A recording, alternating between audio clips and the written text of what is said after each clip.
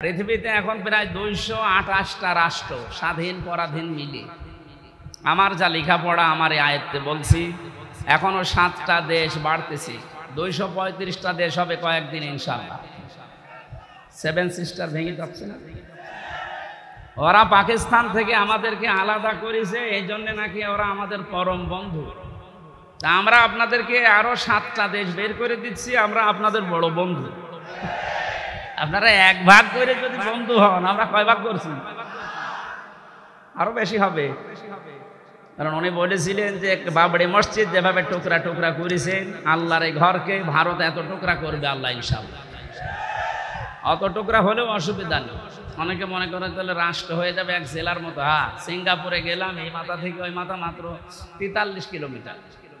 মাত্র 43 কিলোমিটার যদি একটা দেশ হয়, ভারতের তো 100টা দেশ হওয়া দরকার।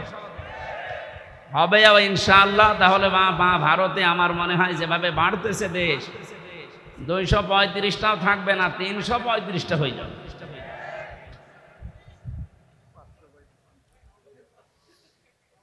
ওনার আর একটা স্বপ্নের কথা বলছে, উনি জানিয়েছিলেন এই দেশে জালেমদের নাকের উপরে কালেমার পতাকা পথ পথ করে উড়বে। সেই স্বপ্ন বাস্তবায়ন হতে যাচ্ছে ইনশাআল্লাহ। আমরা কোরআনে কারিম থেকে যে আয়াত পড়েছি তাফসীর আকারে কথা বলার চেষ্টা চালাবো। ওমা তাওফীকি ইল্লা বিল্লাহ। শুনতে এসেছি কোরআনে কারিম কি বলেন তো? নবীজি বলেন ইকালু লিসাহিবিল কোরআন, কিয়ামতের ময়দানে মহান আল্লাহ কোরআন পড়া মানুষদেরকে বলবেন, পড়। ইকরা, কি বলবেন? ইকরা মানে হ্যাঁ, এটা ক্লাস চলছে। যারা এখানে আছে কলেজ বিশ্ববিদ্যালয় মাদ্রাসায় পড়া, আমরা জানি অধিকাংশ ক্লাসগুলো হয় সর্বোচ্চ 45 মিনিট। 45 মিনিট ক্লাস হয় এই কারণে, কারণ যারা ক্লাস নেয় বিশ্ববিদ্যালয়ে কলেজে এদের যোগ্যতা নেই, এই জন্য 45 মিনিটে শেষ করে দেয়। ও বলছে ঠিক। আমাদের ভার্সিটিতে একজন ক্লাস নিত, ডক্টর লোকমান স্যার। ওনার যে যোগ্যতা কোরআনের ওপরে, হাদিসের ওপরে, আমার মনে হয় উনি 45 মিনিট না 45 ঘন্টাও যদি ক্লাস নেয় কেউ মাথা তুলবে না। এত যোগ্যতা আল্লাহ তারে দিয়েছে। কিন্তু 45 মিনিট পরে ঘন্টা বেজে যায় আর একজন আসে। কেন? বিজ্ঞান এই মাথা নিয়ে গবেষণা করে চালিয়েছে যে এখানে যে সমস্ত সিস্টেমগুলো আল্লাহ দিয়ে রেখেছে, মানুষের কথা রিসিভ করার জন্য একটা জায়গা আছে, অক্সিপিটাল লব বলা হয়। এই জায়গাতে মানুষের কথাগুলো ধরে ক্যাচ করে রেখে দেয়। সর্বোচ্চ 45 মিনিট কথা বলার পরে মানুষের এই জায়গা এখান থেকে আগেরটা আবার মুছে যায়, নতুন করে যেটা বলবেন ওইটা যোগ হয়। এই জন্য 45 মিনিটের পরে ক্লাস নেওয়া ঠিক না, কারণ ক্লাস একটা গুরুত্বপূর্ণ জিনিস। বিশ্ববিদ্যালয়ে যারা ক্লাস নেয় 1 ঘন্টা 45 মিনিট, তারা কমপক্ষে 20 ঘন্টা পড়াশোনা করা লাগে। আগে 40-50টা বইয়ের রেফারেন্স আগে দেওয়া লাগে, নয়তো যারা সামনে বসে আছে আমাদের মতো শ্রোতা তো না, সব ওখানে মেধাবী ছাত্র ছাত্রী বসে থাকে। এই জন্য বলছি, এটা যেহেতু ক্লাস চলছে, ক্লাসের মতো আপনি অ্যাক্টিভ থাকবেন। এদিক ওদিকে তাকানো, মোবাইল টেপা, ছবি তোলা সব বন্ধ করে দিন। আমি কয়েকদিন আগে মালয়েশিয়া ছিলাম, আজহারি ভাই ওখানে যে ক্লাসগুলো নেয় তাফসির মাহফিলে, ওয়াজ মাহফিলে, এই ক্লাসগুলো 45 মিনিট 50 মিনিট করে উনি নেয়, সব অ্যাক্টিভ ভাবে। মোবাইল কারো থাকলে বন্ধ করে রাখবেন, ছবি তোলা, এদিক ওদিকে তাকানো সব বন্ধ। কারণ এখানে যে কথা হবে এর চাইতে গুরুত্বপূর্ণ কথা পৃথিবীতে আর নেই। বলেন, আমি যে শব্দ বললাম, কিয়ামতে আল্লাহ সাহেবে কোরআন যারা, তাদেরকে বলবেন পড়। কে বলবেন বলেন তো? কার সামনে বলেন না কেন? আল্লাহ নিজের সামনে দাঁড় করাবেন, বলবেন পড়। ইকরা, ইকরা কি? কোরআন শরীফের ভেতরে ইকরা শব্দের অর্থ আমি পেয়েছি প্রধানত 4টা। কোন মানুষ যদি কোরআন পড়তে চায় কমপক্ষে 4টা শর্ত তাকে মানা লাগবে। আল্লাযীনা আতাইনাহুমুল কিতাবা ইয়াতলুনাহু হাক্কা তিলাওয়াতি উলাইকা ইউমিনুনা বিহি ومن يكفر به فأولئك هم الخاسرون সূরা বাকারা 121 নম্বর আয়াতে আছে আল্লাহ পাক বলেন যাদেরকে আমি এই কিতাব কোরআনে কারীম দিয়েছি তারা তেলাওয়াত করলে কিতাবকে হক আদায় করে তেলাওয়াত করে কি আদায় করে তাহলে কোরআন যারা পড়বে তারা যেন হক আদায় করে পড়ে উলাইকা ইউমিনুনা বি আর এই মানুষগুলো সেই যে আল্লাহ পাক মনে হচ্ছে তার কুদরতির আঙ্গুল এইভাবে ইঙ্গিত দিয়ে ইশারা দিয়ে জানিয়েছে রংপুরের পার্বতীপুরে এই মানুষগুলো যারা এখন শুনছে পড়ছে আমরা এখন আল্লাহর কুদরতি হাতের নিচে আছি উনি যেন আমাদেরকে ইঙ্গিত দিচ্ছে যে এই মানুষগুলো উলাইকা ইউমিনুনা বি এরাই আমার কোরআনে বিশ্বাসী ওমা ইয়াকফুর বিহি এখন যে ব্যাখ্যাটা বলবো এর ভেতরে যদি আপনার পড়া না মেলে ফাউলাইকা হুমুল খাসিরুন ওই মানুষটা আমার কোরআনে বিশ্বাসও করে না তারা ক্ষতিগ্রস্ত বলেন নাউজুবিল্লাহ শিক্ষিত মানুষ যারা আছেন এবার মিলাবেন কোরআন যদি কেউ হক আদায় করে পড়ে সে আল্লাহর কোরআনে বিশ্বাসী হক আদায় করে না পড়লে সে আল্লাহর কোরআনে বিশ্বাসী না কোরআন যারা বিশ্বাস করে না তারা কাফের এই কথা বলছেন এখানে চারটা শর্তের প্রথম হচ্ছে আপনাকে তেলাওয়াত করা লাগবে শুদ্ধ করে বাংলাদেশে একটা সমস্যা হয়ে দাঁড়িয়েছে 100 জনের 95 জন কোরআন শরীফ শুদ্ধ করে পড়তে পারে না প্রথমটায় তো ধরা খেয়ে যাচ্ছি আমরা এজন্য শিক্ষা ব্যবস্থা যেখানে যেটা আছে সে মাদ্রাসার নাম হোক স্কুলের নাম হোক মডেল নাম হোক কিন্ডারগার্টেন হোক যাই হোক এখানে 100 মার্কের কোরআনে কারীম আমরা বাধ্যতামূলক চাই আমরা কোরআনে কারীম হক আদায় করে পড়তে হলে এটা শুদ্ধ করে পড়ার নিয়ম করতে হবে শিক্ষা ব্যবস্থায় 15.5 বছরে এমন ভাবে ধ্বংস করে দিয়েছে আমি একটা একটা করে পয়েন্ট আকারে বলতে গেলে আপনি এখনই উঠে দাঁড়িয়ে পড়বেন এইজন্য আমরা যেখানে যে প্রতিষ্ঠান গড়ে তুলছি আজকের এই যে নুরানি ক্যাডেট হাফেজিয়া মাদ্রাসা এখানে আমি জানি শুদ্ধ করে পড়ানো হয় আরাতিলিল কুরআন তারতিলা আল্লাহ পাক বলেন কোরআন পড়তে হলে স্পষ্টভাবে সহি শুদ্ধভাবে তারতিলের সাথে থেমে থেমে পড়ো এই নির্দেশ কার তাহলে আমরা প্রথম বুঝলাম 1 নম্বরে যদি কেউ কোরআন পড়তে চায় হক আদায় করে তাকে শুদ্ধ করে পড়া লাগবে দ্বিতীয় নম্বরে শুধু শুদ্ধ করে পড়লেই হবে না এটা আপনাকে বুঝতে হবে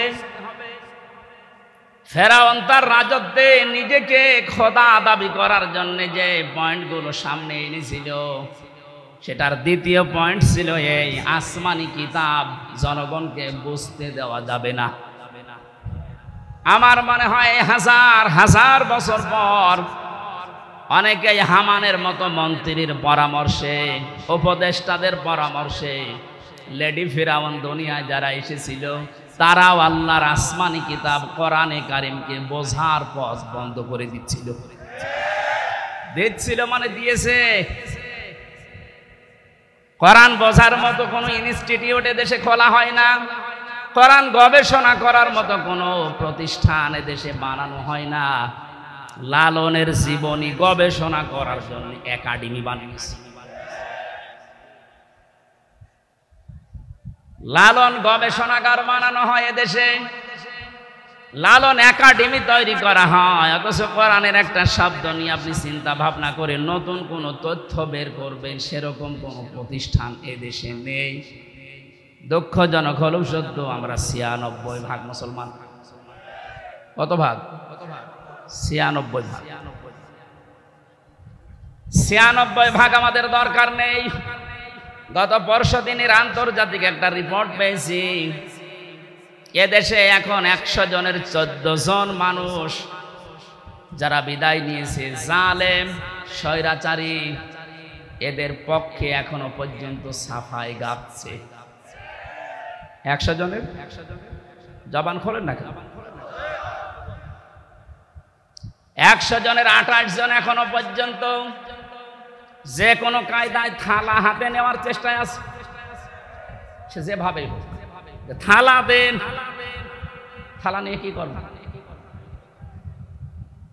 আগস্ট মাসের 5 তারিখের পর থেকে আজকের এই সেপ্টেম্বরের 21 পর্যন্ত আমরা একটা জরিপ দেখতে পাচ্ছি, যারা এখনই খাবো খাবো বলছে তারা কিন্তু তাদের চরিত্রের বহিঃপ্রকাশ এই 1 মাস 15 দিনে ঘটিয়ে ফেলেছে।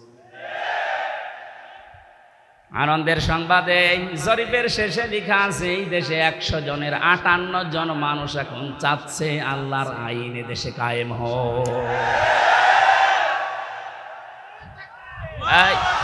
কথা বোঝার চেষ্টা করে ভাই, তাকবীর পরে দিন।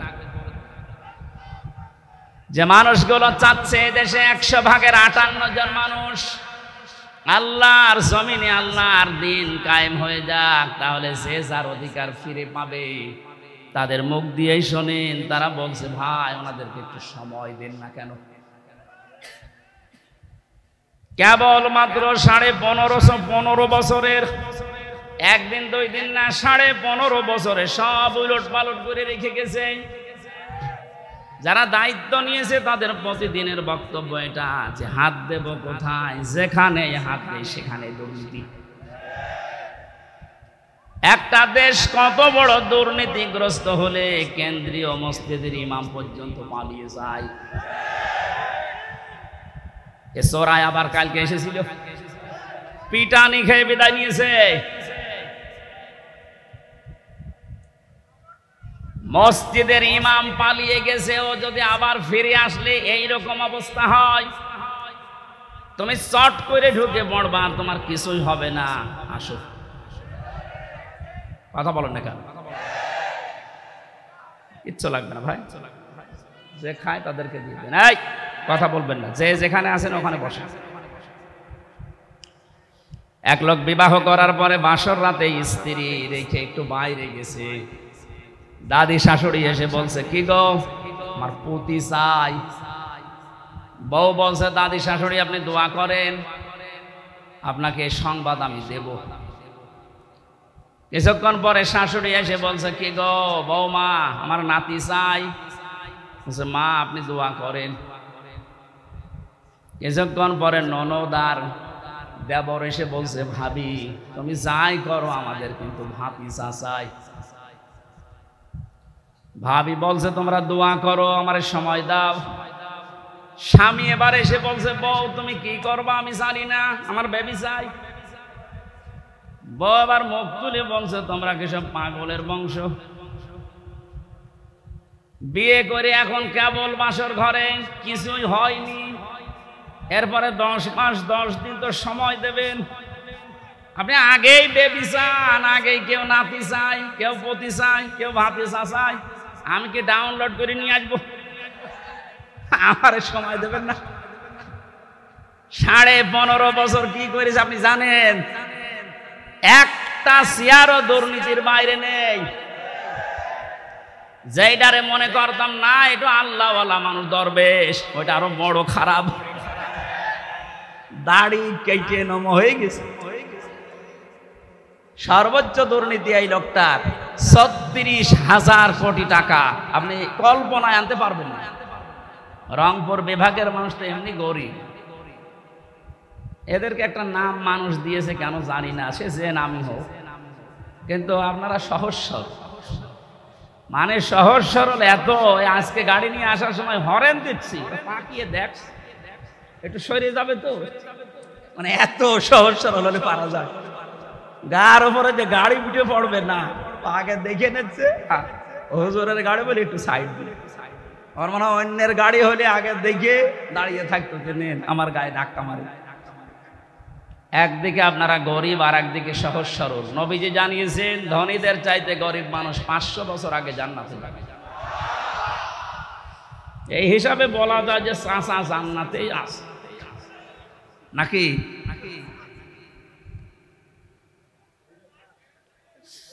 আমার ভাইরা যারা দায়িত্ব পেয়েছে সংস্কারের জন্য যখন ছাত্ররা আপনাদের হাতে দিয়েছে, খুব তাড়াতাড়ি করেন, এদেশের কোনো চেয়ার যেন বাকি না থাকে, সবগুলো সংস্কার করেন। কারণ এই জালেমদের দোসর এইগুলো। 1628টা চেয়ার ছিল বাংলাদেশে, মেন চেয়ার, এই চেয়ার না, ওইগুলো। এই দেশ পরিচালিত হইতো, আর ডিরেকশন আর তো দাদার কাছ থেকে। সুতরাং আমরা চাই এদেশের এই 1628টা চেয়ারের একটা চেয়ারেও যেন কোনো জালেম না থাকে, জালেমের দোসররা না থাকে, সবগুলো সংস্কার করে নতুন মানুষ এনে বসা। হ্যাঁ, কথা বলেন না কেন? এটা করার জন্য আপনাকে সময় কিছু দিতে দেওয়া লাগবে না, 10 মাস 10 দিন, নাই তো কি ফ্ল্যাক্সিলোড করে নিয়ে আসবে।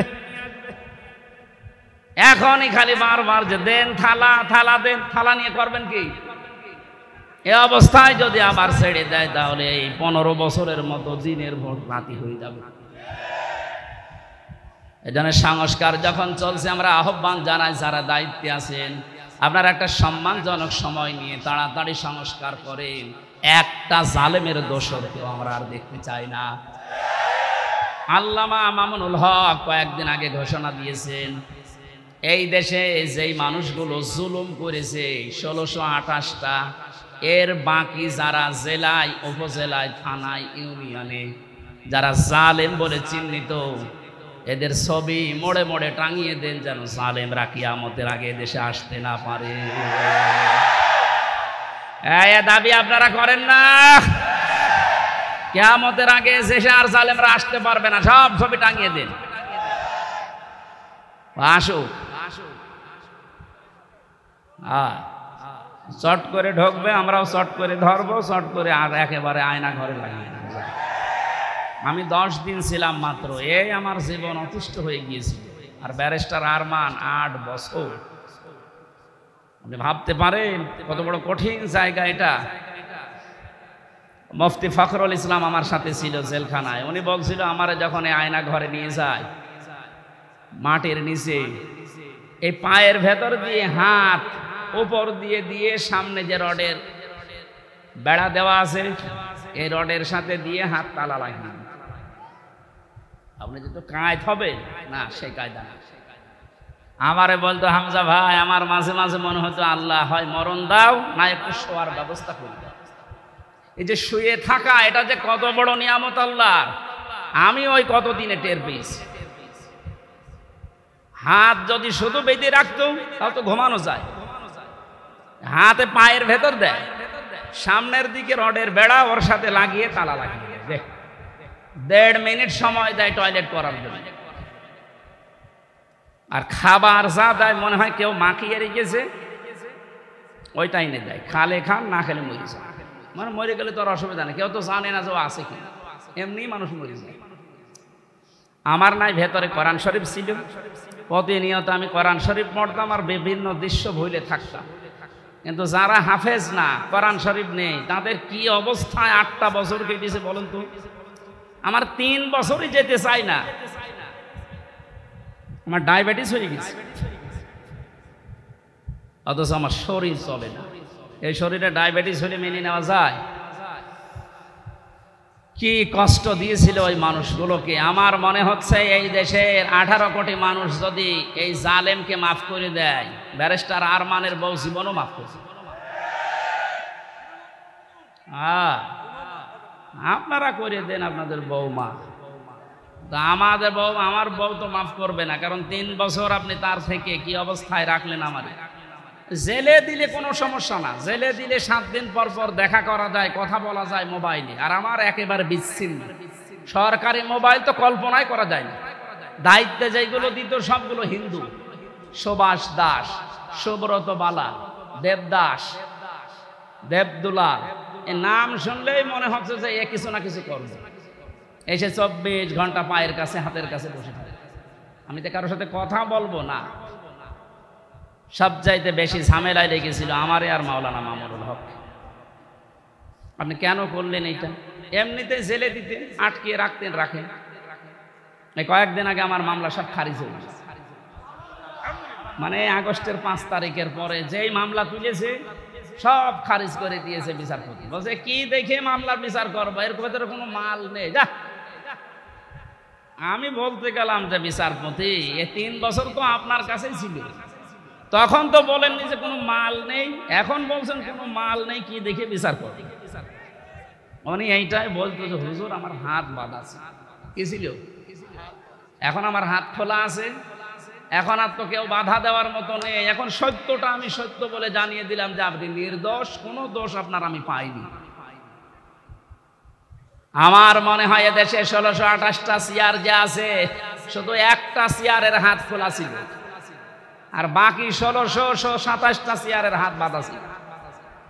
যারা লাফাতো এই কাকু থেকে শুরু করে হাসাও মাহমুদ থেকে, প্রত্যেকটা খালি আন্দাজে চাপা পিটা, ওদের কথায় বার্তায় কোনো মিল নেই। ওই একজনের শুধু হাত খোলা, উনি যা বলবে ওদের বলে আজকে এখন দিনে রাত 11টা 10 বাজে, ও যদি বলতো দিনের 11টা 10, এ জালেমের দোসরগুলো বলতো ঠিক। এইরকম অবস্থায় পৌঁছিয়েছিল দেশটা। সেখান থেকে অন্তত আস্তে আস্তে যখন হাত খোলা আরম্ভ হয়েছে, আমরা চাই এদেশে কিয়ামতের আগে যেন আর কারো হাত বাঁধা না হয়। যে যেখানে আছে সব হাত খোলা থাকবে আবু সাইদের মতো। কথা বলেন ঠিক কিনা?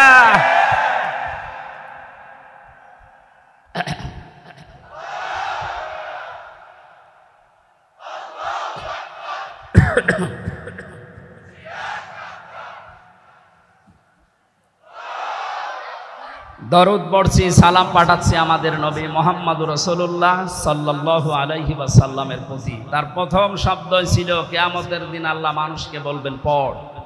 পড়ার শর্ত বলছিলাম কয়টা? 1 নম্বরে পড়তে হবে শুদ্ধ করে, 2 নম্বরে বুঝতে হবে এই পড়া বিষয়টা। আমি ছোটবেলায় যখন 9-10-এ পড়তাম, ওই সময় একটা ছেলে পড়াতাম কুষ্টিয়াতে। একটা ছেলে আমার কাছে পড়ে, আমাদের ছোট নদী চলে বাঁকে বাঁকে। আমি বললাম এটা মুখস্থ করে আমারে শোনা বাঁকাল। আমারে বলছে হুজুর, এই যে আমাদের ময়াকার দয়কার র, একটা শব্দ লিখতে 4টা অক্ষর কেন লাগে এইটা আপনি বলেন, তারপরে আমি ছোট নদী পড়বো। হ্যাঁ, আমি জানি না একটা শব্দ লিখতে, বাক্য লিখতে যে 4টা অক্ষর লাগে, আমি তো জানি না। চিন্তা করলাম আল্লাহ, এর বয়স কয় বছর, এখনো দুধ ছাড়েনি, আর এ একটা শব্দ পড়বে, সামনের শব্দে যাবে না যতক্ষণ আগেরটা না বুঝবে। অথচ 96% মুসলমান এই দেশে আল্লাহর কালাম পড়ে যাচ্ছে আন্দাজে, কিচ্ছু জানে না। আহ্বান জানাচ্ছে এই ছেলেটার মতো মন তৈরি করেন, যেটাই পড়বেন আগে বুঝবেন যে আল্লাহ এবং তার রাসূল কি জানাতে চায়, এরপরে শব্দ। কথা বুঝতেছেন? 3 নম্বরে শুধু পড়লে বুঝলেই হবে না, যতটুকু জ্ঞান আপনি পেয়েছেন এই জ্ঞানটা মানুষের কাছে নিজের জীবনের ভেতরে বাস্তবায়নের চেষ্টা চালাতে হবে। 4 নাম্বার শর্ত হচ্ছে শুধু নিজে মানলে হবে না, এটা মানুষের কাছে পৌঁছিয়ে দেওয়ার নিয়ত করা লাগবে।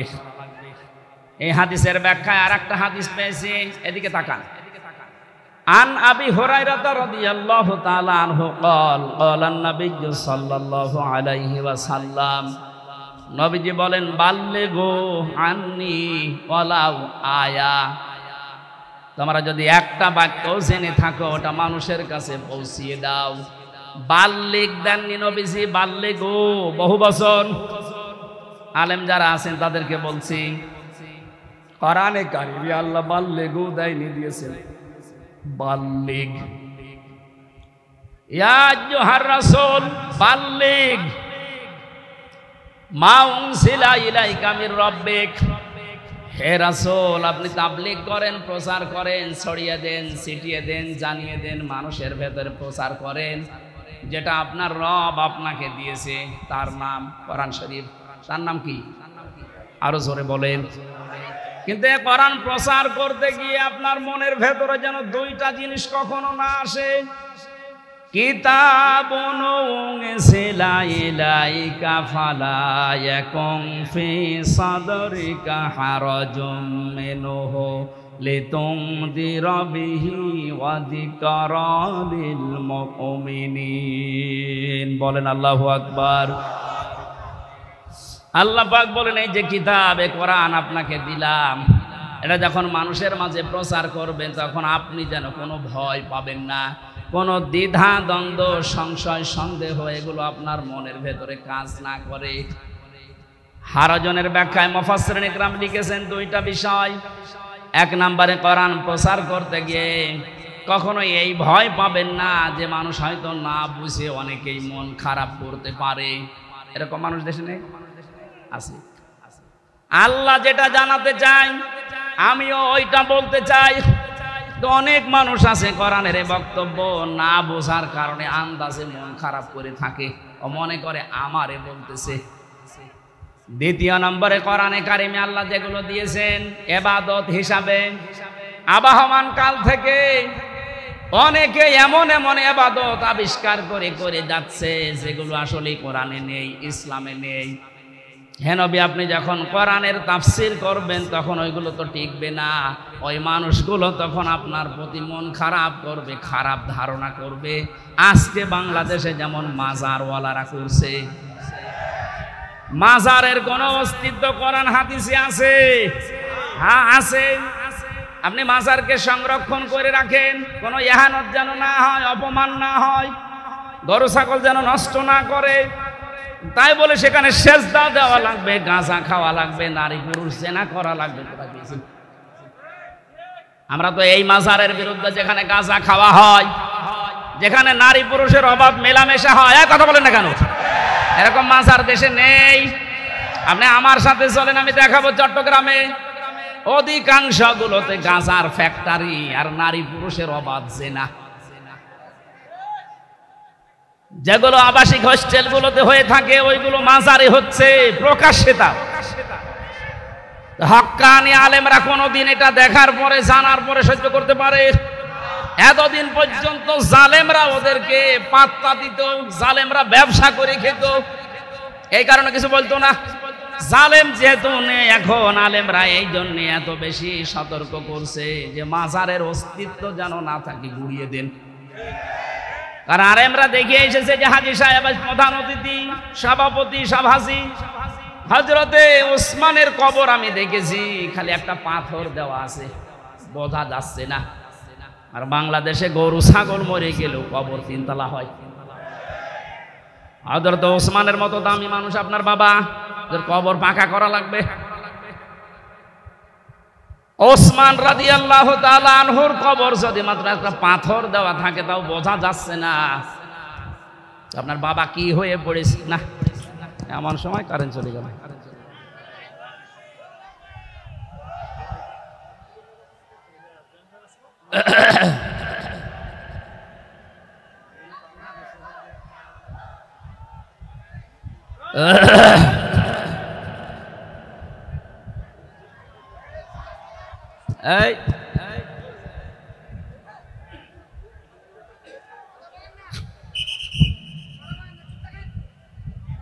এই জেনারেটর নেই, জেনারেটর নেই, জেনারেটর নেই। দায়িত্বে আছে কারা?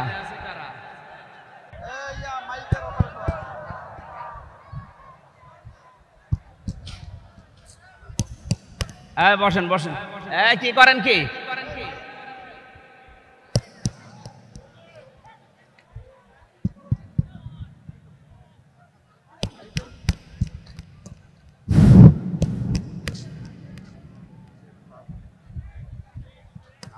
কিচ্ছু লাগবে না, এখান থেকে যান। কি করে গো?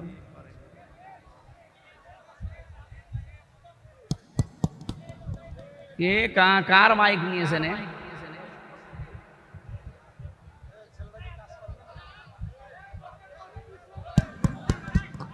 সুবহানাল্লাহ। ছেলে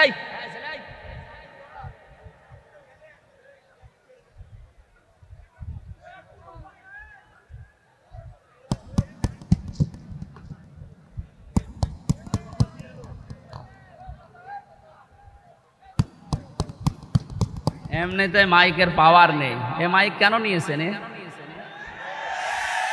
ছাতা নিয়েছে। কিছু বোঝে না, এখানে আন্দাজে দাঁড়িয়ে আছে। কি এখানে কিছু চেহারা দেখার জন্য দাঁড়িয়ে আছে?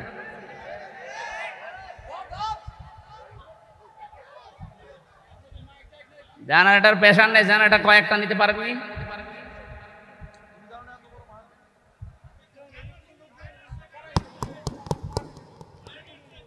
সুবহানাল্লাহ আলহামদুলিল্লাহ। কোনো আওয়াজ আছে মাইকের? আমার গলা বসে যাচ্ছে, আর আন্দাজে খালি দাওয়াত নেন দাওয়াত নেন বলছিলাম। কে নিয়েছেন এই দাওয়াত? আমি বলি যে আমারে টাকা কম দিয়ে অন্তত মাইক ঠিক রাখেন। মাইক নিয়েছেন, গলাটা নষ্ট করার জন্য নিয়েছেন। এই আওয়াজ থাকলে আরো বাড়ান, আর আওয়াজ বাড়াবে কি? অত রওশনের সাথে মতো হয়ে গেছে, বাড়াবে কি? যা ছিল সবই দিয়ে গেছে। সুবহানাল্লাহ আলহামদুলিল্লাহ লা ইলাহা ইল্লাল্লাহ সুবহানাল্লাহ। এই লাগবে লা ইলাহা ইল্লাল্লাহ মুহাম্মাদুর রাসূলুল্লাহ। এই কথা বন্ধ করেন, এমনি এটা ক্লাস চলছে বললাম, কথা বন্ধ করেন। তাহলে বাল্যেগোর আমি ব্যাখ্যা করছিলাম যে বাল্যেগ না দিয়ে আল্লাহর নবী বাল্যেগও দিয়েছেন। এটা শুধু আমির হামজার কাজ না, যে যতটুকু জানবে ওইটাই তার প্রচার করা লাগবে, এটা ফরজ মনে করি। বাংলাদেশে এই দায়িত্ব যদি যিনি ছিলেন পালিয়েছে তিনি সহ যে যেখানে আমরা আছি মুসলমান যারা দাবি করি, প্রত্যেকে নবীর এই কথাকে যদি ফরজ মনে করে পালন করতে পারতাম, এই 15.5 বছরে কোনো কোরআনের মাহফিল বন্ধ হতো না। কারণ সবাই আমি প্রচার করি, যে যতটুকু জানি বাধা দেবে কে?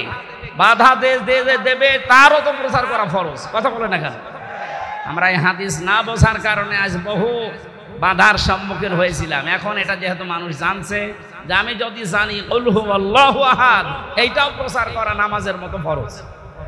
তাহলে কোরআন পড়তে হবে। এই করার ব্যাখ্যা বললাম 4টা: শুদ্ধ করে পড়া, নিজে বোঝা, নিজে ওর উপরে কাজ করা, আর এটা মানুষের কাছে পৌঁছিয়ে দেওয়া। আল্লাহ এই 4টা শর্ত যারা মানে তাদেরকেই বলেন উলাইকা ইউমিনুনা বি, এরাই কোরআনে বিশ্বাস করে। আর এই 4টা যারা মানে না, শুদ্ধ করে হয়তো পড়ায় কিন্তু বোঝে না, বুঝলেও হয়তো ওটা জীবনে মানে না, মানলেও এটা যে প্রচার করা লাগবে এই কাজে সে নেই, এটাকে সে ফিতনা মনে করে না। প্রচার করতে গেলে না জানি আবার কে কি মনে করে, মন খারাপ করে কিনা, না বুঝে আবার উল্টাপাল্টা ধারণা আসে কিনা, সমস্যা হয় কিনা, এই জন্যই তো অনেকে চুপ থাকে। কথা বলেন। আমার রিমান্ডে 10 দিনে একই প্রশ্ন করেছিল যে অত বেশি বলার দরকার কি? আপনি চুপ থাকতে পারেন না, তাহলে তার এই মাটির নিচে আসা লাগে না। তাহলে ওরাও শান্ত, যেটা প্রচার করা, ও যা বলে বানিয়ে তো বলে না, সঠিক কথাই বলে, কিন্তু ওর মুখ বন্ধ করা লাগবে।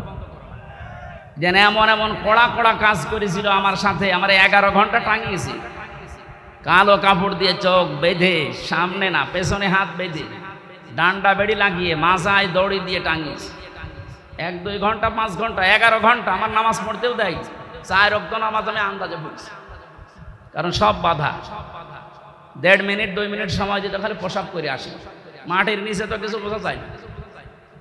এরপরে শেষে যখন আর রাজি হয়নি, বলছে এই আকিজ গ্রুপে আমি চাকরি করতাম, আকিজের বিরুদ্ধে বলা লাগবে।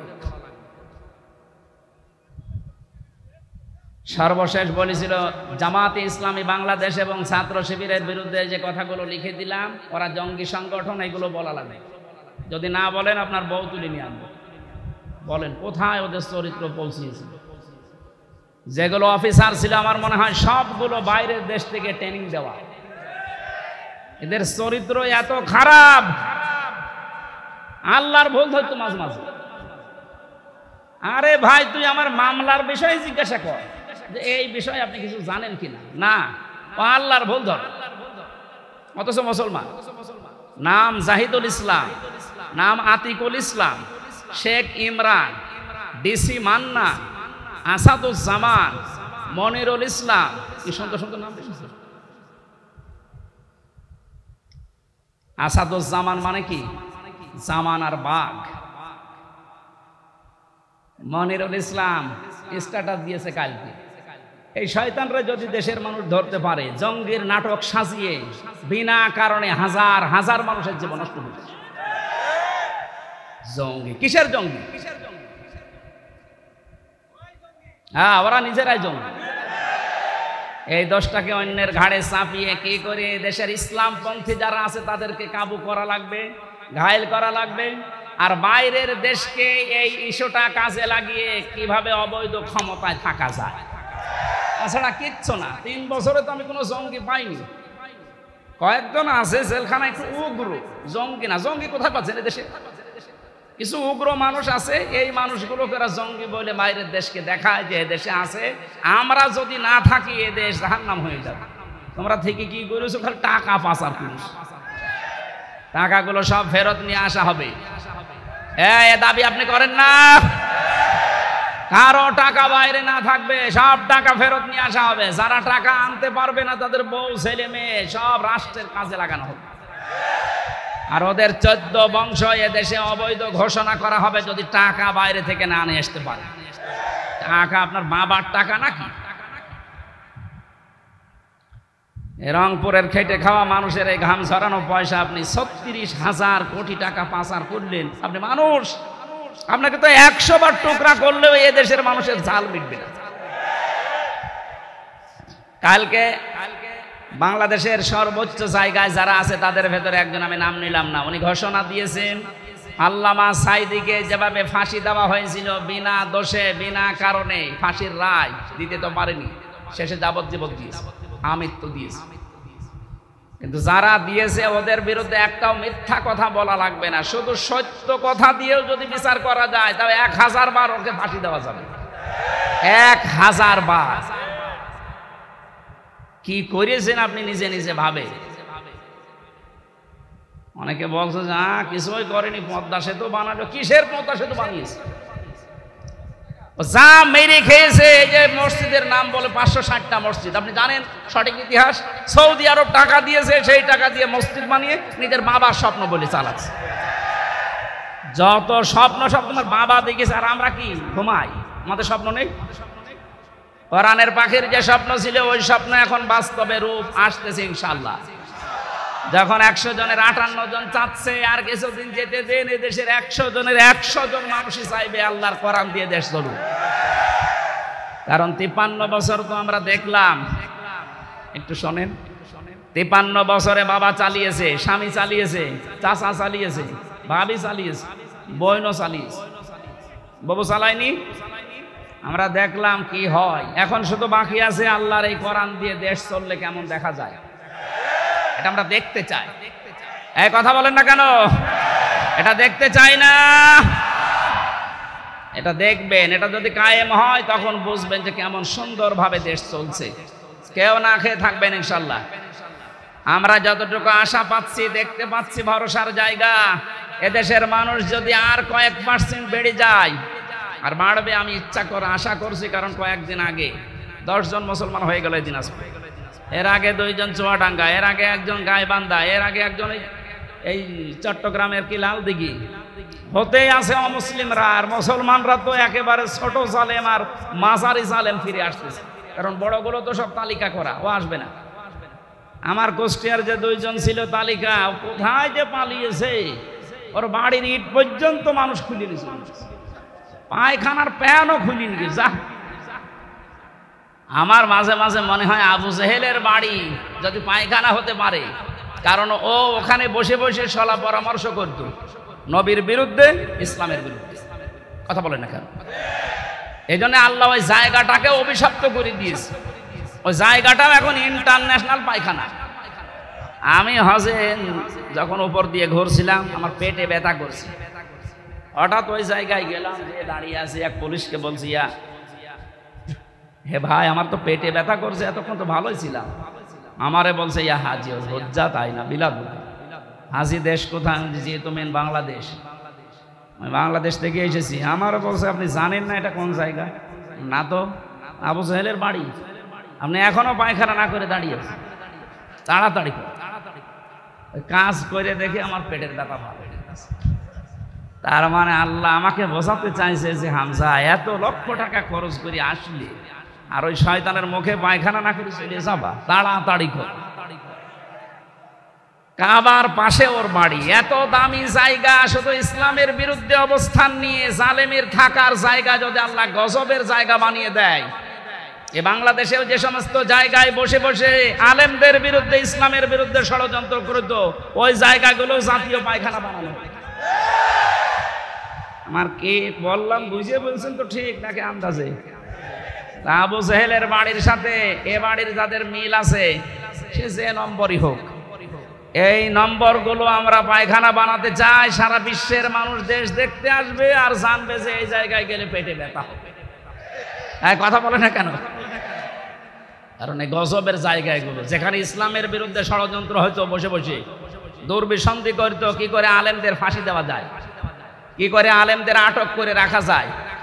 মামলাটা আমার 31 বার উঠেছিল, জামিন দেয়নি, অথচ জালেম চলে যাওয়ার পরেই মামলা তুলেছি, কোনো কিচ্ছু নেই, একবারে খালাস করে দিয়েছি। তার মানে ওর হাত ছিল। বিচারপতি কারবার বলতো আমার কাছে কেন আসে, হাইকোর্টের বিচারপতি বলছে আমার কাছে কেন আসে, আমার হাত বাঁধা, উপর থেকে যতক্ষণ পর্যন্ত আল্লাহর ওই অলি সিগন্যাল না দেবে। কোথায় ছিলাম আমরা, বিচার ব্যবস্থাকে কোথায় পৌঁছিয়ে দিয়েছে। আজকে প্রধান বিচারপতি যে কথাগুলো জানিয়েছে, আমার মনে হয় এই কথাগুলো বাংলাদেশে অতি শীঘ্র অতি দ্রুত কার্যকারী করা দরকার, তাহলে ন্যায় বিচার দেশে কায়েম হবে ইনশাআল্লাহ। যারা দায়িত্বে আছে আল্লাহ তাদেরকে ওমরের মতো যেন বানিয়ে দেন, বলেন আমিন। আমরা হাদিসের এখনো 5-6টা শব্দ ছিল সামনে, অরাত্তিল কামা কুনতা তুরাত্তিল ফিদ দুনিয়া, এই শব্দগুলোর ব্যাখ্যা আপনারা আশপাশে যারা আলেম আছে এনাদের কাছে জেনে নিয়ে আমরা তাফসীরুল কোরআন মাহফিলে প্রবেশ করছি। সূরা নসর, কোন সূরা বলেন বলেন? নসর না নাসর? নুন সোয়াদ র, নাসরুন শব্দের শাব্দিক অর্থ হচ্ছে সাহায্য, আর নুন সিন র নাসর মানে ঈগল পাখি। এই জন্য যারা এই সূরাটা পড়তে গিয়ে সোয়াদ না বলে সিন দিয়ে উচ্চারণ করেন, আপনার কিন্তু নামাজ হবে না। কারণ নামাজ ভাঙার কারণ 19টা, তার ভেতরে প্রথম কারণ কোরআন যদি কেউ অশুদ্ধ পড়ে। এবার তেলাওয়াত করবেন শুদ্ধভাবে, আমরা প্রবেশ করছি। ফাউযু বিল্লাহি মিনাশ শাইতানির রাজিম, বিসমিল্লাহির রহমানির রহিম, ইযা জাআ নাসরুল্লাহি ওয়াল ফাত। সূরা নসরে 3টা আয়াত আল্লাহ দিয়েছেন। কোরআন শরীফে 3 আয়াত বিশিষ্ট সূরা আছে, 3টা, আসর, নসর আর কাউসার। কয়টা সূরা? এর ভেতরে মাত্র 3টা আয়াত আছে। আমার তো যতটুকু কোরআনের উপরে পড়াশোনা করা আছে, এই নসরের ভেতরে আল্লাহ এত কথা দিয়েছেন, তাফসীর আকারে যদি আমি কিয়ামত পর্যন্ত হায়াত পাই তাও এত কথা শেষ করা সম্ভব। এত কথা এই সূরার ভেতরে আছে। নসর শব্দের শাব্দিক অর্থ সাহায্য। আল্লাহ বলেন যখন আসবে আমার সাহায্য তখন আপনি বিজয় দেখতে পাবেন। তাহলে বিজয় আসার শর্ত সাহায্য। বিজয় আসার শর্ত কি? এই 15.5 বছর পরে যে বিজয় এসেছে এটা আল্লাহর সাহায্যে এসেছে। মাধ্যম বৈষম্য বিরোধী ছাত্র আন্দোলনে যারা জীবন দিল এরা মাধ্যম, আর যারা 2700 এখনো হাসপাতালের বেডে কাতরাচ্ছে, আমরা এদেশের দায়িত্বে এখন যারা আছেন তাদেরকে আহ্বান জানাচ্ছি, বাংলাদেশে এখনো যারা হাসপাতালে কাতরায়, বিশেষ করে স্বাধীনতায় এই যুদ্ধে যারা আহত হয়েছে, প্রত্যেককেই যেন পুনর্বাসন করা হয় তা সঠিকভাবে এবং স্থায়ীভাবে। কথা বলেন ঠিক কিনা? এরা জীবন্ত শহীদ, কারো চোখ নেই, কারো পা নেই। আমি কুষ্টিয়া হাসপাতালে এই 6 তারিখে গিয়েছিলাম দেখার জন্য। 5 তারিখে স্বাধীন হয়েছে, 6 তারিখে সকালে গিয়ে দেখি একজনের অন্ডকোষ উড়ে গেছে, একজনের চোখ উড়ে গেছে। আমার যতটুকু সমর্থ ছিল আমার বাবার, আমি নিজের পক্ষ থেকে বাড়িগুলো ওই শহীদদের বাড়িকে সাহায্য করে এসেছি। রাষ্ট্রকে আহ্বান জানাচ্ছে আপনারা এগিয়ে আসেন। এই দরবেশের টাকা এবং এই জালেমাদের টাকা পয়সা সবগুলো বাজেয়াপ্ত করে এদের পেছনে খরচ করে। আমার ভাইরা, এজন্য যে বিজয় আমরা পেয়েছি এটা আল্লাহর সাহায্যে, তাছাড়া সম্ভব ছিল না। 15.5 বছর এদেশে বহু মানুষ চেষ্টা চালিয়েছে, পারে নাই। আমার মনে হচ্ছে আবু সাইদ, মুগ্ধ, রায়হানি, আমিন সহ এই ছেলে মেয়েদেরকে আমার আল্লাহ পাক এই দেশে আবাবিল পাখির মতো পাঠিয়েছে। ইযা জাআ নাসরুল্লাহি ওয়াল ফাত, যখন আসবে আল্লাহর সাহায্য, হে নবী আপনি বিজয় দেখতে পাবেন। আর বিজয় যখন আসবে, যে 7টা জিনিস পর পর দেখা যাবে, তার 1 নম্বরে অরাআইতান নাসা ইয়াদখুলুনা ফি দীনিল্লাহি আফওয়াজা, আপনি দেখতে পাবেন দলে দলে পালে পালে মানুষ ইসলামে প্রবেশ করছে। কোথায়? বলেন বলেন। এই সুযোগটাকে যেন অন্যদিকে না নিয়ে যায়। এই জন্য ফরিদপুর থেকে শুরু করে এই যে পঞ্চগড়ে অনেকে এখন কাজে লেগে পড়েছে বিভিন্ন মিশনারির নাম দিয়ে। সাদা পোশাকে তারা আসতেছে, নারী আর পুরুষ সবার পোশাক সাদা। ওরা এখন খ্রিস্টান ধর্মের নাম না, ঈসাই ধর্মের নাম দিয়ে মানুষদেরকে ওই ধর্মে নিয়ে যেতে চেষ্টা চালাচ্ছে। এটা বিজয়ের বিপক্ষের অবস্থান। বিজয় আসলে আপনি দেখতে পাবেন দলে দলে মানুষ পালে পালে ইসলামে আসবে, খ্রিস্টান ধর্মে আসবে, হিন্দু ধর্মে আসবে, ইহুদি ধর্মে আসবে। এরকম কোনো কথা আল্লাহ পাক ঘোষণা দেননি। সুতরাং যারা এগুলো করছে আপনাদের মতলব অন্যদিকে। আমি কথা বোঝাতে পারিনি, নিচে নামা যাচ্ছে না, সমস্যা আছে। সুতরাং এগুলো যারা করছেন আপনারা থামবেন। এ দেশের বিজয় মুসলমানেরা যখন এনে দিয়েছে, আল্লাহ যেটা জানাতে চায় দলে দলে পালে পালো মানুষ ইসলামে আসবে, এইটাই আমরা দেখতে চাই, অন্য কিছু না। সুতরাং ইহুদি, খ্রিস্টান, কাদিয়ানি, অন্যান্য যত নাম নিয়ে মানুষদেরকে ইসলাম থেকে বের করার চেষ্টা চালাচ্ছেন, এদেশের মুসলমানেরা এখনো বুঝে উঠতে পারেনি। যদি বুঝে উঠতে পারে, মাটি তলা পায়ের নিচে কিন্তু মাটি থাকতে দেবে না। কথা বলেন। আমরা আপনাদেরকে আহ্বান জানালাম, আপনারা থামবেন। যারা অন্য ধর্মের প্রচার করছেন, 96% মুসলমানের দেশে ইসলাম থাকবে, অন্য কিছু না। অন্য যারা থাকবে জিজিয়া দিয়ে থাকবে। কথা বলে না কেন? আপনারা যদি বসবাস করতে চান, হ্যাঁ ওয়েলকাম, স্বাগতম জানাচ্ছি, নিরাপত্তা দিয়ে রাখা হবে, কিন্তু নিজেদের ধর্ম ইসলামের উপরে চাপিয়ে দেবেন না। কারণ আল্লাহর সাহায্য যখন আসে তখন বিজয় আসে। এই আয়াত অনুযায়ী আমরা দেখতে পাচ্ছি বিজয় আসার প্রথম কাজ, মানুষ আসবে ইসলামে। কোথায়? আফওয়াজা শব্দের শাব্দিক অর্থ আলেম যারা আছে জিজ্ঞাসা করেন তো। দলে দলে পালে পালে মানুষ ইসলামে আসবে, এর প্রমাণিত এই যে দিনাজপুরের 10 জন মুসলমান হয়ে গেল। তা আপনি আবার কোত্থেকে কি ঈসাই ধর্ম নিয়ে আসতেছেন? এবার আসেন তো শব্দের দিকে তাকাই।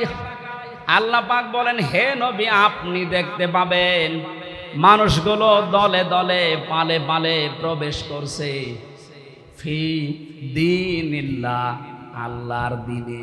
কার দিন বলেন তো? দিন কার? আরো জোরে। আমাদের নাকি দিন? দিন আল্লাহর। আমরা হচ্ছে দিনের খাদেম, কামলা, লেবার, মনীষ, পাট, যাই বলেন, সার্ভেন্ট, ভিত্ত। আমরা কেউ এ দেশে দিনের মালিক না, আমরা সবাই দিনের খাদেম। দিনের খাদেমে কথা বলতে লজ্জা হয়, শরম লাগে, নিজেকে ছোট মনে হয়। আরে বিশ্ব নবী ছিলেন দিনের খাদেম। প্রচার করতে গিয়ে যখন কাফেরেরা পাথর দিয়ে আঘাত করত, ঢেকে ফেলতেন মারতে মারতে, হযরতে জিবরাইল এসে যখন পাথরগুলো সরিয়ে ফেলেন, নবীজি আহত অবস্থায়, ক্ষত বিক্ষত অবস্থায়, কথা বলতে পারেন না, এমন কঠিন অবস্থায় বলতেন, ইয়া আখি জিবরাইল, হে ভাই জিবরাইল, আমার কাজটা সকালবেলা থেকে কি, অন্য কোনো কাজ আছে আমার? ফেরেশতা জিবরাইল বলতেন, ইয়া রাসূলুল্লাহ, আল্লাহ পাক আমাকে জানাতে চেয়েছেন, বলতে বলেছেন এই কথা যে সকালবেলা থেকে আপনার কাজ এই দ্বীনের খেদমত করা, কারণ দ্বীন প্রচারের জন্য দ্বীনের খাদেম হিসাবে আল্লাহ আপনাকে পাঠিয়েছেন। দ্বীনের মালিক নবীজিও না, দ্বীনের খাদেম ছিলেন তিনি। আমরাও দ্বীনের খাদেম, বাস্তবতা এবার সামনে নিয়ে আসছি আমরা।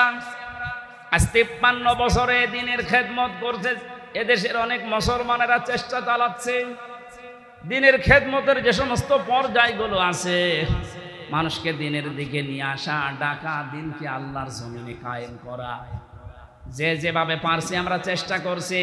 কিন্তু দেখতে পাচ্ছি আমাদের এই বাধা দেওয়ার জন্য অনেকে উঠে পড়ে লেগেছে।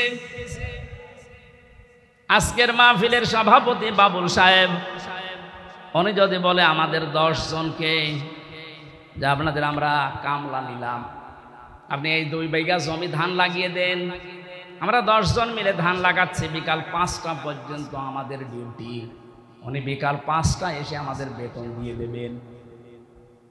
বিকাল 5টা বাজতে আর মাত্র 10 মিনিট বাকি আছে, 10-12 জন মস্তান মোটর সাইকেল নিয়ে, অস্ত্র নিয়ে এসে বলছে ধান লাগানো যাবে না, যা লাগিয়েছেন সব আমরা তুলে ফেলবো। আমরা যারা কামলা আছি, খাদেম আছি, আমরা যারা লেবার আছি, আমরা বলবো ভাই আপনারা ধান তুলে ফেলবেন, অসুবিধা নেই, কারণ ধানের মালিকও আমরা না, এ জমির মালিকও আমরা না। কথা বলেন না, আমাদের একটা উদ্দেশ্য আছে এখানে কাজ করার। উদ্দেশ্যটা হচ্ছে এই জমিন যার, তিনি এখানে নেই, কিন্তু আমরা হচ্ছে পাহারাদার। এ ধান আমরা বহু কষ্ট করে লাগিয়েছি সারাদিন। আপনারা যদি ধান তুলে ফেলতে চান ফেলেন, কিন্তু আর 10 মিনিট পরে, কারণ আর 10 মিনিট পরে মালিক আসবে, আমাদের বেতন দিয়ে দেবে, বেতন নিয়ে আমাদের সংসার চলবে। আপনি যদি এখনই তুলে ফেলেন, এখনো তো 5টা বাজেনি, মালিক এখনো আসেনি, উনি এসে যদি দেখে ধান সব তোলা হয়ে গেছে, আমাদের বেতন দেবে না। কথা বলে না কেন? আরো জরিমানা নিতে পারে যে তোরা থাকতে ধান তুললো কেন। আমারও প্রশ্ন হচ্ছে, মালিক যখন আসবে তার আগে 5টা পর্যন্ত পাহারা দেওয়ার দায়িত্ব এই লেবারদের, এই খাদেমদের। এই কথা বলেন, আমরা যেহেতু জমিনের কামলা, এই জমিনের মালিক না, এই জমিনে আল্লাহর দ্বীন কায়েম করতে হবে। বিকাল 5টা মানে জীবনের শেষ দিন, জীবনের শেষ দিন পর্যন্ত যে থাকা লাগবে মাঠে ময়দানে, এই ঘোষণা আমি বানালাম। সূরা হিজর 14 নম্বর পারার 99 নম্বর আয়াত। এটা আল্লাহ পাক বলেন, ওয়াবুদ রাব্বাকা হাত্তা ইয়াতিয়াকাল ইয়াকিন। হে নবী, আপনার রবের ইবাদত করবেন, রবের জমিনে আপনি ইবাদত করবেন, কামলা দেবেন। কতদিন পর্যন্ত? যতদিন আপনার মরণ না আসে। তার মানে জমিনে দ্বীন কায়েম করার জন্য চেষ্টা চালাতে হবে। জীবনের শেষ দিন বিকাল 5টা মরণ পর্যন্ত। এর ভেতরে যদি কেউ বাধা দিতে আসেন, ওই ধান তুলে ফেললে যেমন মাস্তানদের সাথে হাতাহাতি হওয়া, কথা কাটাকাটি হওয়া, মারামারি হওয়া, খুন খারাপি হওয়া সম্ভাবনা নেই? বলেন বলেন বলেন। সুতরাং এই জমিনেও আমরা বিকাল 5টা পর্যন্ত কাজ করব। এর ভেতরে যদি কেউ বাধা দিতে আসেন, হাতাহাতি হবে, কথা কাটাকাটি হবে, মারামারি হবে, প্রয়োজন হলে মেরেও ফেলতে পারে। কারণ আমাদের বেতন দরকার, আমাদের বেতনের নাম জান্নাত। দেবে কয়টায়? 5টায়। বলেন বলেন। যেহেতু এখনো বিকাল 5টা বাজে নাই, মানে জীবনের শেষ দিন আসে নাই। আমার জীবনের মেন কাজ এখন এইটা, কি করে জমিন আল্লাহর দ্বীন কায়েম হয়। এর ভেতরে বহু বাধা দিয়েছিলেন বিভিন্ন কায়দায়, যেগুলো বাধা দিয়েছে সেগুলোকে আল্লাহ নিজে অপমান করছে। এই যে কালামানি বিসি উড়ে গেছে, বিসি উড়ে যায়নি, ওর অবস্থা এখন ভালো না। দয়া পরবশ হয়ে অনেক বিচারপতি এখন বলছে ওরে ছেড়ে দিলে ভালো হয়। কিসের ছেড়ে দেওয়া? ও মরে যাক, ওর কোনো ছাড় নেই। শুধু না, যত জালেম ধরা পড়েছে ওরা যেন কিয়ামতের আগে আর ছাড়া না পায়। তাহলে গেল ক্যান্সার। বের হলে আবার ইসলামের বিরুদ্ধে ষড়যন্ত্র করবে, ধান তুলে ফেলবে। এক কথা বলে না কেন? আমি জেলে বসে আছি আর আমার নামে তালিকা করেছে 116 জনের ভেতরে আমার নাম আছে। আরে বেটা, আমি তো বসে আছি 3 বছর। কত বড় শয়তান দেখেছেন? আর ওরে নাকি এখন ছেড়ে দেবে। কিসের ছেড়ে দেওয়া? কোনো ছাড় নেই এদের। যেহেতু আমরা বিকাল 5টা পর্যন্ত কাজ করছি, অনেক মস্তান হস্তান আসবে এ ধান তুলে ফেলতে। এ ধান লাগিয়ে বিকালে যখন মালিক আসবে বেতন দেবে, এরপরে বাড়ি। এর আগে জমিন ছাড়া যাবে। কারা কারা টিকে থাকবেন বিকাল 5টা পর্যন্ত দেখি? লিল্লাহে তাকবীর। দিন ইসলাম, দিন ইসলাম, আল কোরআনের আলো, দুনিয়ার মুসলিম এক হও, লড়াই করো, নারায়ে তাকবীর। আমির হামজা ভাই এগিয়ে চলো। আলহামদুলিল্লাহ ভাই।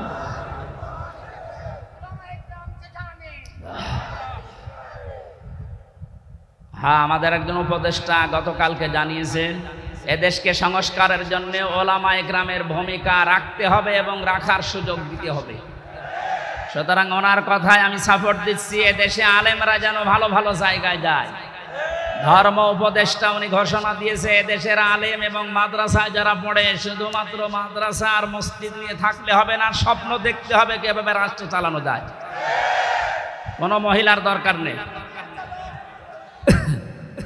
আমরা চাই এই সমস্ত জায়গাতে যেন পুরুষ মানুষের এবং যে পুরুষ আল্লাহ রসুলকে বিশ্বাস করে দুনিয়া চলে তাদেরকে এই জায়গায় আমরা চাই। কথা বলেন। তাই বলে ফরিদউদ্দিন মাসুদের মতো মানুষ না, রুহুল আমিনের মতো মানুষ না। এগুলো আলেম নামে ক্যান্সার। ইসলামের সবচাইতে বড় ক্ষতি করেছে 15.5 বছরে এই জালেমগুলো। বাতিলের 5 আটা গোলামি করে কওমি জননী নাম দিয়ে কওমি মাদ্রাসার ইজ্জত মেরিস। এই 3 বছরে যত কওমি আলেম আমার সাথে ছিল অধিকাংশগুলো ওর নাম ধরে বরদোয়া করতো জেলখানায়। যেই দিন কওমি জননী নাম দিয়েছে জালেমাকে, সেই দিনই বরদোয়া হয়েছে। মাওলানা মামুনুল হক, শাকাওয়াত হোসেন রাজি ভাই যারা ছিল বসে একটা কাজ করলো, আমাদের তো সব উল্টাপাল্টা করে ফেলল। কত বড় জার মানুষ! জালেম হলে একজন আলেম নৌকা মার্কা নিয়ে দাঁড়ায়, বলেন তো? হ্যাঁ, আর সে আবার জোর করে নামাজ পড়াতে আসে। ওর পেছনে নামাজ হয়? যে লোকটা নৌকা মার্কা নিয়ে ভোটে দাঁড়াতে পারে ওর পেছনে নামাজ হয় কি করে? আমার মনে হয় নৌকা মার্কা না নিয়েও যদি কুকুর মার্কা নিত তাও অন্তত একটা পদে থাকতো। কি মার্কা নিয়েছে বলেন তো? একটা মার্কা হইল। ইয়াজিদ এই নামটা যেমন গালি হয়ে গেছে, আমার মনে হয় এদেশে অনেকের নাম এখন সামনে কালের আবর্তনে গালি হয়ে যাবে। আপনি যদি হিন্দুকেও বলেন ভাই 5,000 টাকা দেবো ছেলের নাম ইয়াজিদ রাখেন, বলো এই এটা নাম হইল তো গালি। কাউকে যদি বলে ওই ইয়াজিদের বাচ্চা, ওই এমনি রেখে দেখেন যে সময় আসতেছে কিছুদিন পরে যাই বলবেন আপনি অমকের বাচ্চা, ওই এমনি রেখে বলবে না আপনি দরকারে আমার কুকুরের বাচ্চা বলবেন। তারপরও আমি ওই নামের বাচ্চা হতে রাজি না। মানুষ হয়তো না বুঝেও বলতে পারে। কেউ কেউ যদি শোনে বলেন যে কুকুরের বাচ্চা, ওর মাথা ওকে টের পাচ্ছে। সুতরাং কালের আবর্তনে আমরা দেখতে পাচ্ছি আপনাদের নামও থাকবে না। 15.5 বছরে যেমন পরিচয় দিতে আমাদের ভয় পেতাম, এই যে অবস্থা 1 মাস 15 দিনে হয়েছে, এখন এদেশে আমার সারা দেশ ঘোরা শেষ। একটা জেলাও আমার বাকি নেই। যা দেখতেছি এদেশের 1 ইঞ্চি জায়গায় দাঁড়িয়ে কেউ কথা বলার সাহস এখন নেই যে আমি এই করি। বলতে পারবে? পিটিয়ে মেরে ফেলবে। আমার বংশের 100 জনের 98 জন ছিল ওই আগস্টের 5 তারিখের পরে বিকাল বেলা আমারে বলছে বাবাজি আমরা সব জামাতে ইসলামী হয়ে গেছি। হ্যাঁ, জামাতে ইসলাম এতদিন কি করলেন? আমি 3টা বছর জেলে পড়ে আছি, কোনোদিন খোঁজও নেননি। আরো আমার বাবার কাছে সে টিটকারি দিত, তো ভালোই হয়েছে। এখন ঠেলা টের পান আপনি যে হঠাৎ করেই ঘুরে গেলেন। ছোটখাটো এবং মাঝারি ধরনের জালেম যারা সব ফিরে আসতেছে, কারণ এরা জানে যে এদেশে কিয়ামতের আগে অন্তত আর দাঁড় করানো আমাদের সম্ভব না, বুঝে ফেলেছে। এই জন্যই বলছি মোড়ে মোড়ে ছবি টাঙিয়ে দেন, ফেসবুকে দিয়ে দেন, যে এগুলো যেন দেশে আসতে না পারে, এলাকায় ঢুকতে না পারে। নূহ আলাইহিস সালামের ওই দোয়াই করছিল, তাদার আলাল আরদি মিনাল কাফিরিনা দাজ্জারা, এদের আন্ডা বাচ্চা পর্যন্ত যেন জমিনে থাকতে না পারে, কারণ ওর পেট থেকে যেটা আসবে ওটা ডবল হারামি হবে। সম্মানিত মুসল্লি কিরাম, আমরা আল্লাহর জমিনে আল্লাহর দিনের খাদেম, আমরা কেউ মালিক না। আমরা চেষ্টা করে যাচ্ছি, যদি কায়েম হতে পারে ভালো, না হলেও আমাদের অসুবিধা নেই, আমাদের বেতন আছে। কথা বলেন না কেন? এখন যিনি বাবলু সাহেব, উনি যদি বলেন এই মাস্তানরা যা করবা করো, আমি কিছু বলবো না, যদি সামনাসামনি কিছু না বলে বুঝতে হবে ওনার গোপনে কোনো দুর্নীতি আছে। কারণ এখন হয়তো কিছু বলছে না, কিন্তু যেই দিন ধরবে মস্তানদের বাপ বলার সময় দেবে না। আল্লাহ আগস্টের 5 তারিখে যেমন দেয়নি, দুপুরের খাবার খেয়ে যাবে সে সময় দেয়নি, খালি 5 মিনিট চেয়েছিল যে একটু লিখে যায়। বলে কিসের লিখা আসতেছে, আপনি তাড়াতাড়ি ওঠেন, তাড়াতাড়ি ওঠেন বলে যে কাজ করেছিল ওই সময়ের ভেতরে বলছে না আমি পদত্যাগ করিনি। তো এগুলো এই ভিডিও কি ফেরেশতারা বানিয়েছে? যতই চালাকি করেন, ধোঁকাবাজি করেন, এতদিন পেরিয়েছেন, এখন আর এদেশের মানুষ সতর্ক, খুব সতর্ক হয়ে আছে। বাংলাদেশ জামাত ইসলামের কেন্দ্রীয় আমির সেদিন কুষ্টিয়ায় গিয়েছিল, উনি ঘোষণা দিয়েছে আমরা কিন্তু এখন সজাগ। এদেশের 100 জনের 86 জন মানুষ এখন সজাগ, 14 জন শুধু একটু ঘরে আছে। এই ঘর কেটে যাবে ইনশাআল্লাহ, যখন পিঠের ওপরে পড়বে তখন ঘর এমনি কেটে যাবে। পড়তেছেও মাঝে মাঝে, এদেরকে দিয়ে জালেমরা একটু মাঝে মাঝে দেখে যে হ্যাঁ ওরা জেগে আছে কিনা। প্রথমে লাগিয়েছিল অন্য ধর্মের লোকদেরকে, হালে পানি নেই, এরপরে লাগিয়েছে প্রধান বিচারপতিকে দিয়ে একটা কু তৈরি করে পারেনি, এরপরে লাগিয়েছে আনসারদের। কিসের আনসার? 42,000 আনসার নিয়োগ হয়েছে, তার ভেতরে 32,000 গোপালগঞ্জ। তা আমরা যে এখনো 63 জেলার লোক আছি, আমরা কি ঘাস কাটছি? সবই যদি ওই জেলার হয় তো বাংলাদেশে 63 জেলা জেলা না, পার্সেন্টেজ হিসাবে ভাগ করে দিতে পারেন না? সবগুলো ওখান থেকে, এই জন্যই তো ওরা লেগেছে। এই 17 বছর কোথায় ছিলেন আপনার অধিকার নিয়ে? হঠাৎ এখন শুরু করেছেন। পুলিশ ছাড়া যদি দেশ চলতে পারে, ও আনসার ছাড়া চলবে এক আধ দিন, কোনো দরকার নেই, সাদা বিলুপ্ত করে দিন।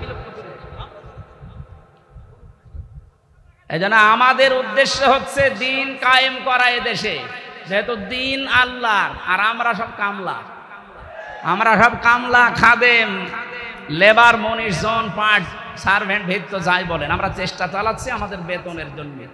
বিকাল 5টায় যখন আল্লাহ আমাদেরকে বেতন দেবে, বলবে যা ওয়াসিকাল্লাযীনা তাকাও রাব্বাহুম ইলাল জান্নাতি যুমারা, 70,000 গেট তৈরি হবে আমাদেরকে রিসিপশন করার জন্য।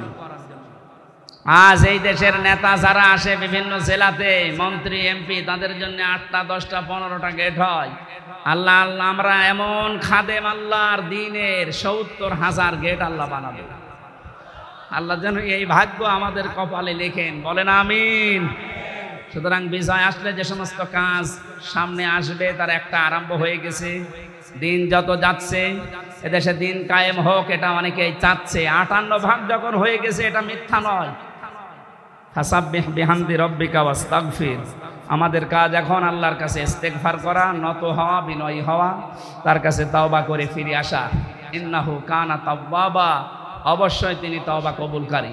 তওবা কবুল হওয়ার জন্য শর্ত আছে 3টা। কয়টা বলেন বলেন? 1 নম্বরে অপরাধ করার পরে স্বীকৃতি দেওয়া। আমি সহ যারা এখানে আছি, এই কান লাগান, আমরা প্রত্যেককে আল্লাহর কাছে এখন প্রকাশ্যে স্বীকৃতি দিচ্ছি যে আমরা অপরাধী।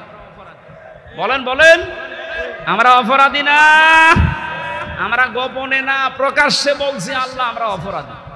2 নম্বরে আমরা অনুশোচনা করছি, অনুতপ্ত আমরা। তিন নম্বরে জীবনে যা ভুল করেছি ওই ভুলে আর কোনোদিন ফেরত যাব না। আল্লাহ আমাদের তাওবা অবশ্যই কবুল করবেন, কারণ তিনি গফুর, গফফার, সাত্তার সব নাম নিয়ে বসে আছেন।